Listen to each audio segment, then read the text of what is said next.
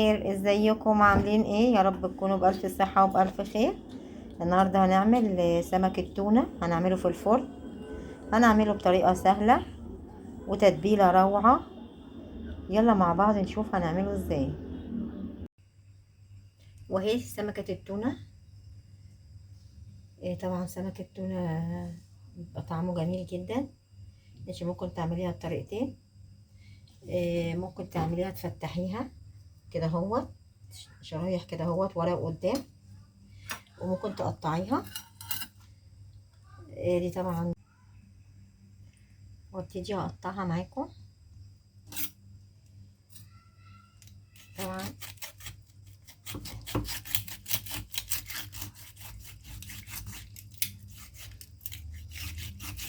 بصي هقطع كل الكمية بالشكل دوت وهرجع لك تاني. وهو زي ما انت شايفة هبتدي اهي اتقطعت كلها. هبتدي افتحها كده عن بعضها.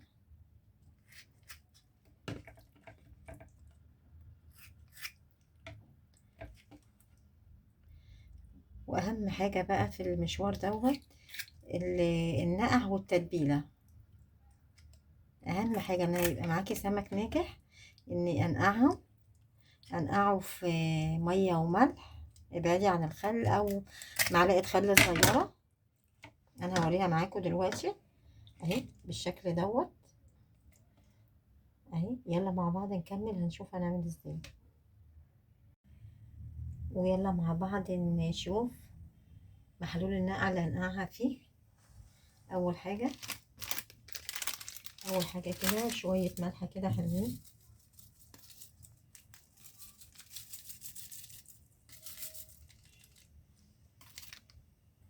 وبعدين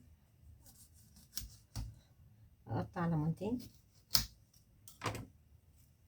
على وشها كده اهو.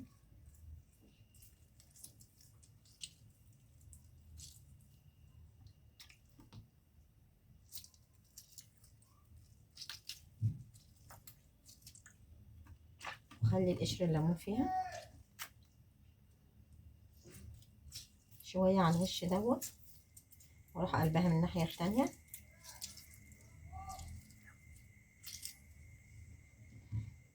شوية خل صغيرين خالص، شوية خل صغيرين خالص خالص عشان متهراش منك.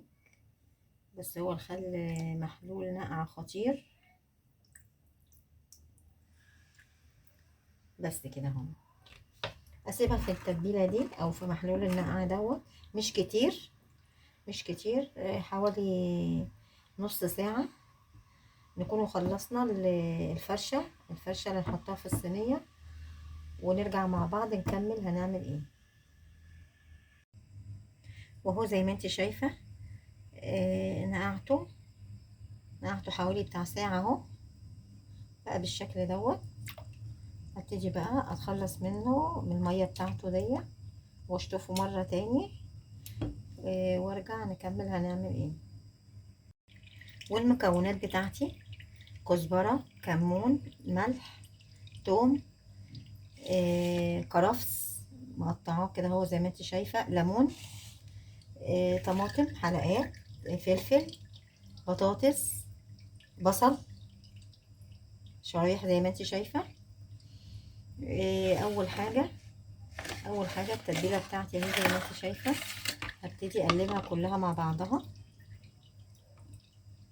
هبتدي بايدي كده اهوت عادي خالص اقلب كل المكونات بتاعتي.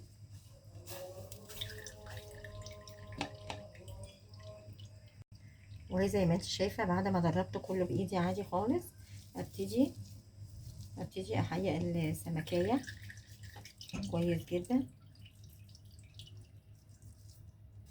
اخد من التتبيله بتاعتي كده اهو. ودي برضو نفس الحكايه، اخد من التتبيله فوق كده اهو ومن جواها.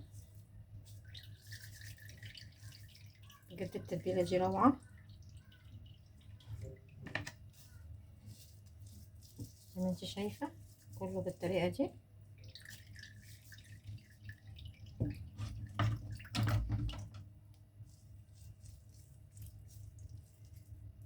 وابتدي اهي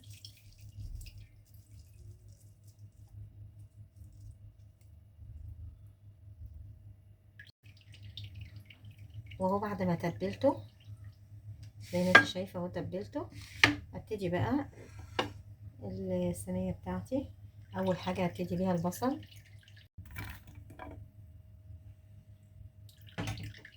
طبعا الكميه اللي انت عايزاها تفرشي بيها كده اهوت الطاجن بتاعك كله.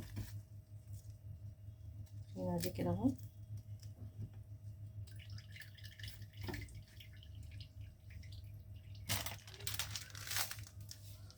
ونحط رشه ملح خفيفه خالص عشان انا كده كده متبله السمك، بس بين طبقه وطبقه. وبعدين احط البطاطس زي ما انت شايفه ارصها كلها. وهي بعد ما رصيت البطاطس كلها هبتدي برضو احط الطماطم بتاعتي.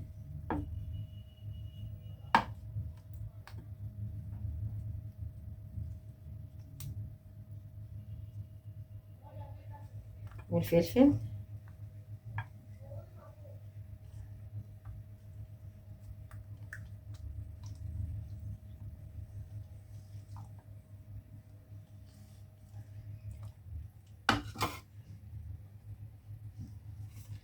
هبتدي برضو احرقها شوية ملح صغيرين خالص خالص.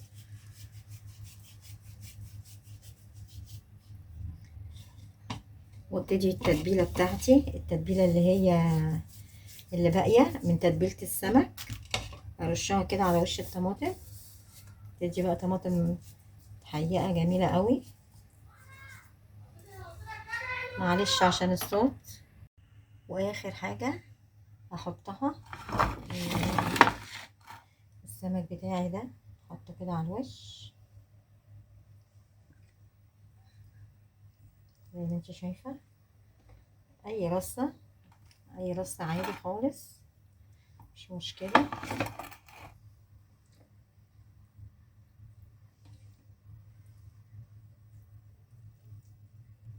اهو.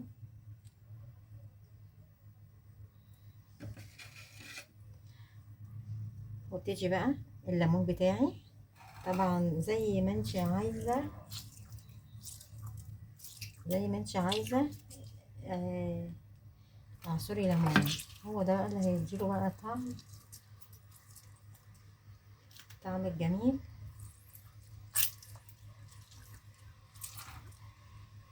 بس شكل الطبق جميل ازاي، شكل القالب بتاعنا جميل ازاي.